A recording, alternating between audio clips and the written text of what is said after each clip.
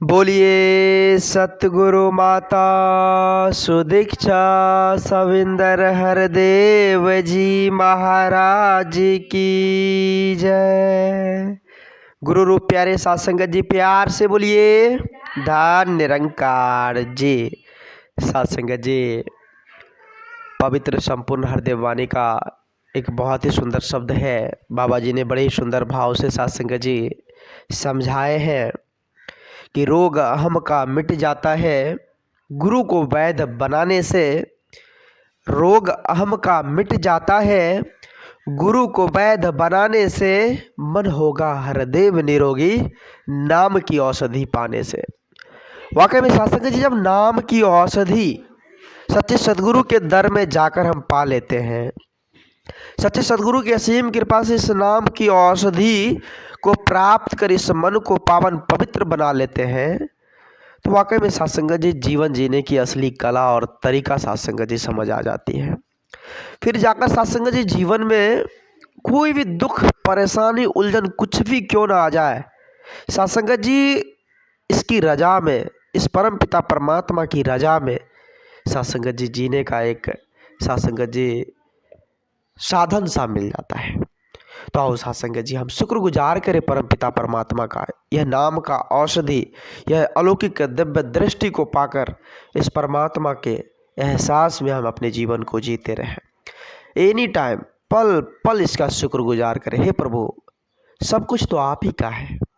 अगर हमारे पास आपने सत्संगत जी सुख बरसाया है, अगर आपने हमें सुख दिया है, तो वो भी तो आपकी ही है। अगर हमारे पल्ले में आपने दुख दिया है, तो वो भी तो आपकी ही है। सब कुछ तो आपकी है, वो दोनों तो आपकी है। जब दोनों आपकी है तो फिर डरने की क्या बात है? फिर डरने की क्या बात है सर? सब कुछ तो परमात्मा की है।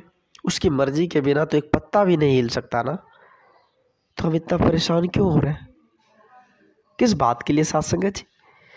आओ सत्संगत जी आप शुक्रगुजार करें परम पिता परमात्मा का। एक एक पल, एक एक श्वास के प्रभु, सब कुछ तो आपकी कृपा से हो रहा है। सब कुछ जानने वाले तो आप हो। आप तो कृपा के सागर हो, आप तो क्षमा के सागर हो। हम तो एक मिट्टी का पुतला है, हम तो भुलनहार हैं। आप तो क्षमा के सागर हो। आप जी कृपा करो, रहमत की बारिश करो, ऐसी सद्बुद्धि प्रदान करो कि यह मन सदा सेवा सत्संग से जुड़ा रहे। आप जी के एहसास में यह जीवन बीत जाए। आप जी ऐसी रहमत की बारिश करो, आप जी ऐसी रहमत की बारिश करो।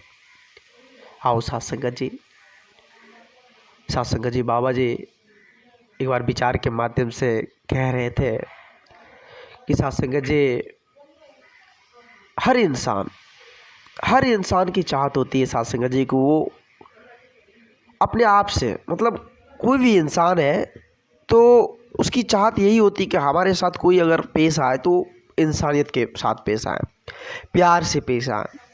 कोई भी इंसान, दुनिया के कोई भी इंसान हो, चाहे सत्संगत जी वो अपराधी ही क्यों ना हो, उसके मन का भी विचार इसी प्रकार से होता है कि वो कोई व्यक्ति अदर पर्सन हमारे साथ प्यार से बिहेव करे, अच्छा से बिहेव करे। सत्संगत जी कहने का तात्पर्य बाबा जी समझा रहे थे कि प्रत्येक इंसान में मानवीय गुण होते हैं, प्रत्येक इंसान में वो गुण होते हैं।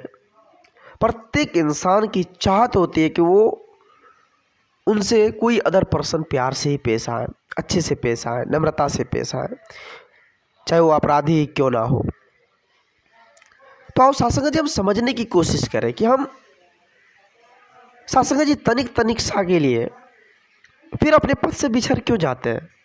एक बार की बात है, सत्संगत जी एक चोर थे और चोर सत्संगत जी एक दिन एक सेठ के यहाँ चोरी करने का इंतजाम कर रहे थे कि आज सेठ के यहाँ चोरी करनी है। तो जैसे ही सत्संगत जी सारा इंतजाम किए, जैसे ही तिजोरी के पास पहुँचे तो तिजोरी के साइड में सत्संगत जी एक पर्ची लिखा हुआ था और उस पर्ची पर लिखा हुआ था कि आप इस स्विच को दबाएंगे, 1 नंबर 2 नंबर 3 नंबर 4 नंबर तक का स्विच है, उस स्विच को दबाएंगे आप, फिर जाकर यह लॉकर खुल जाएगी।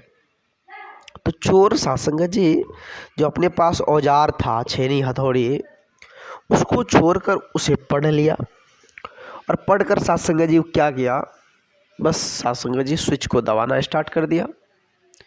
1 नंबर, 2 नंबर, 3 नंबर, चौथा नंबर का जैसे ही स्विच दबाया सायरन बजने लगा। साथ संगत जी जोर जोर से जो है साथ संगत जी सायरन बजने लगा, सेठ जग गए, पुलिस भी आ गई और चोर पकड़ा गया। तो साथ संगत जी चोर जो है वो कहने लगा कि आज से मेरा इंसानियत पर से भरोसा ही उठ गया। देखिए साथ संगत जी, वो चोर कहता है कि आज मेरा इंसानियत से भरोसा ही उठ गया है।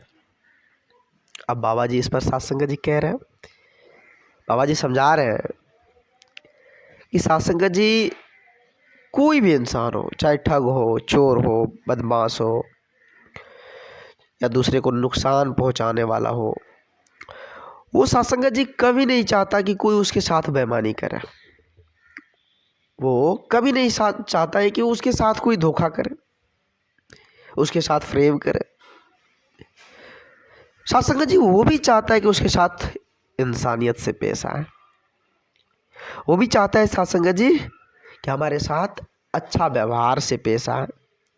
उसका भी यही भाव होता है साथ संगत जी कि इंसान जो इंसानियत वाले गुण होते हैं, प्रेम, दया, करुणा, क्षमा, शांति, साथ संगत जी उसकी भी चाहत यही होती है।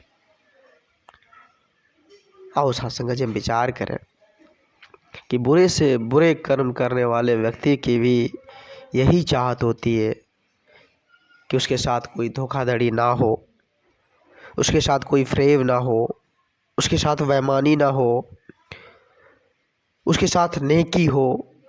वास्तव में साथ संगत जी इंसानियत वाले मानवीय गुण सभी के भीतर मौजूद होते हैं, लेकिन उन्हें प्रकट करने की जरूरत होती है साथ संगत जी। जब तक प्रकट नहीं होगा तो बात बनने वाली नहीं है। अब साथ संगत जी प्रकट होगा कैसे?